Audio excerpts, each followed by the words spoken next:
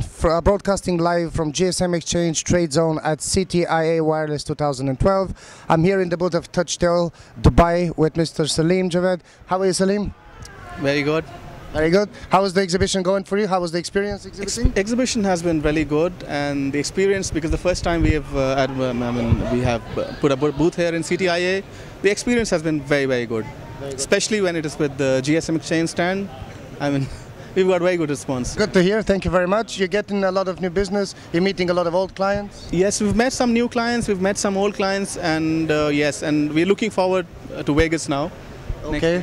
Okay, we're looking ahead already. Tell us a bit more about your company, when you were established, what exactly do you do? Just present your company to the clients, very few clients that don't know you.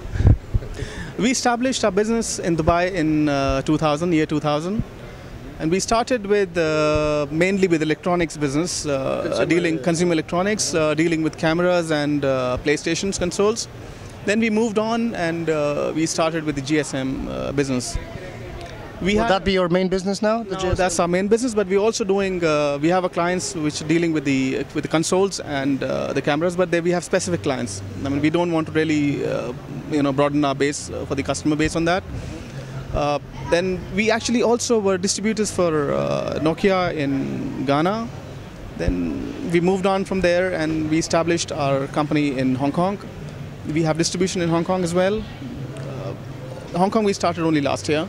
This seems to be the trend lately. A lot of companies open in Hong Kong. Well, why is that? Is it because it's logistically so important, close to China, or it's a trading hub, or all of this combined? What do you think? Probably yes, because we're also doing our own Indian brand, so it makes a lot of sense for us to be in Hong Kong because we get a lot of our products from China, so we ship them into Hong Kong, and from Hong Kong we ship it directly to India.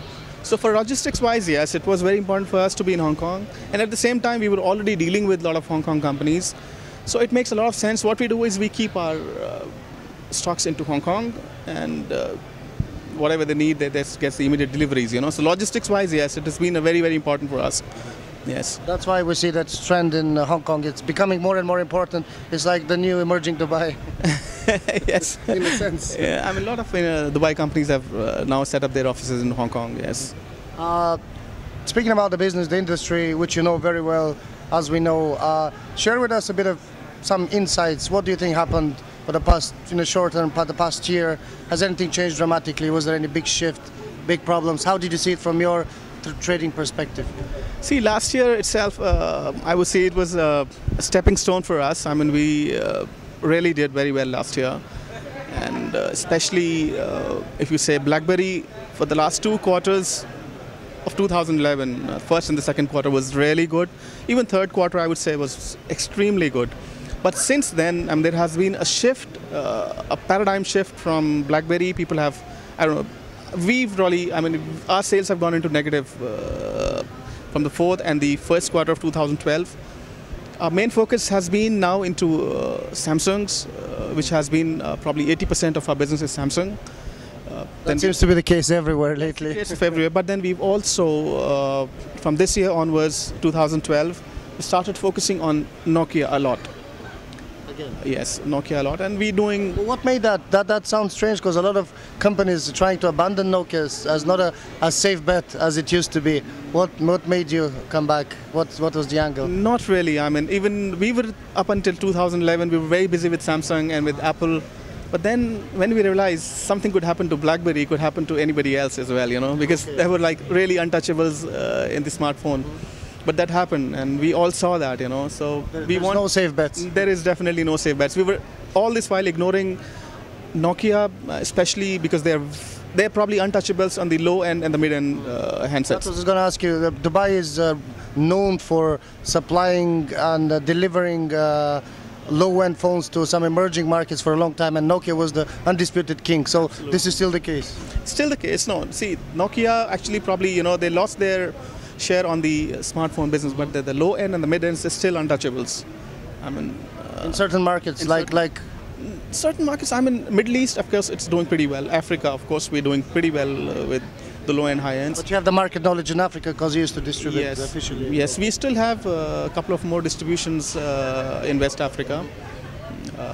You mentioned the BlackBerry was very important for you. It was going really well, and there was a dramatic dramatic change in the last quarter of 2011, and this year we haven't been able to do any business probably.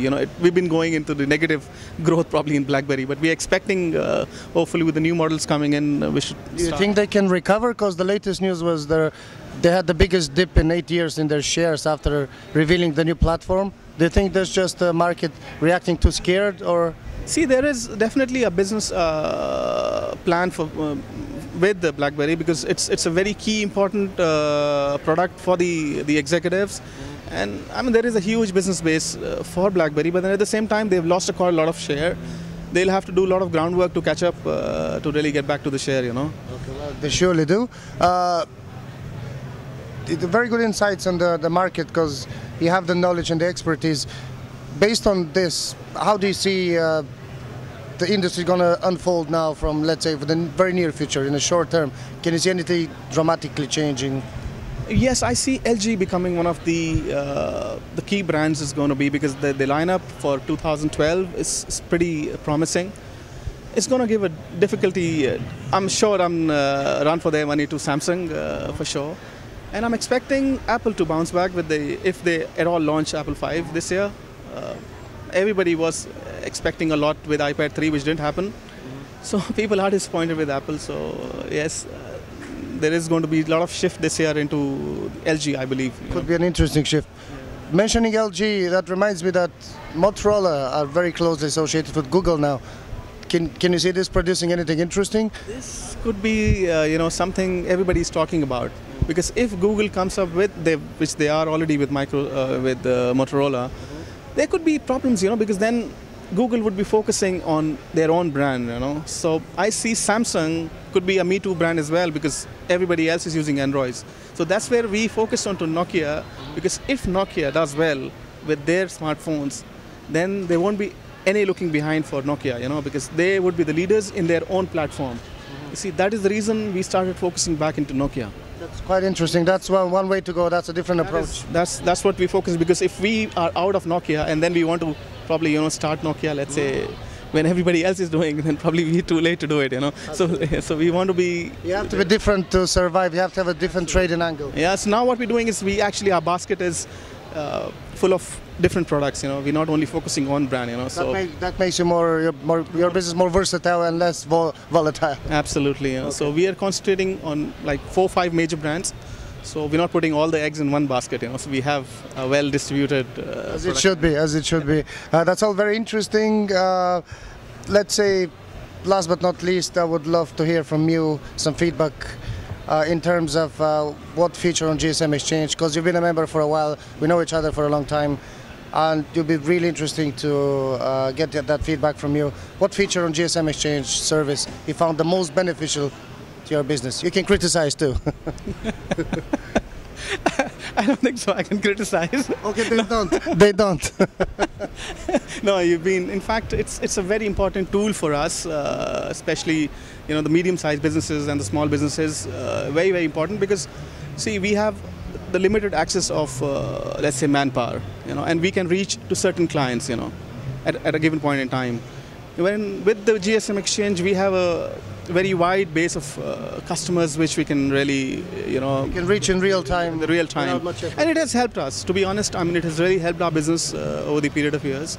And we are thankful to gsmExchange by the services they're giving us. We're thankful to you. You're advertising with us as well. I hope that gives you some extra exposure. It does, yes. Okay. It does. And that's all very good. I promise we'll keep up the good work. I hope so. Thanks so much. You hope, and I know. Thank you very much for this chat, this interview. Thanks, Salim. Thank you so much. This was Dylan from gsmExchange TradeZone CTIA Wireless 2012. Thank you.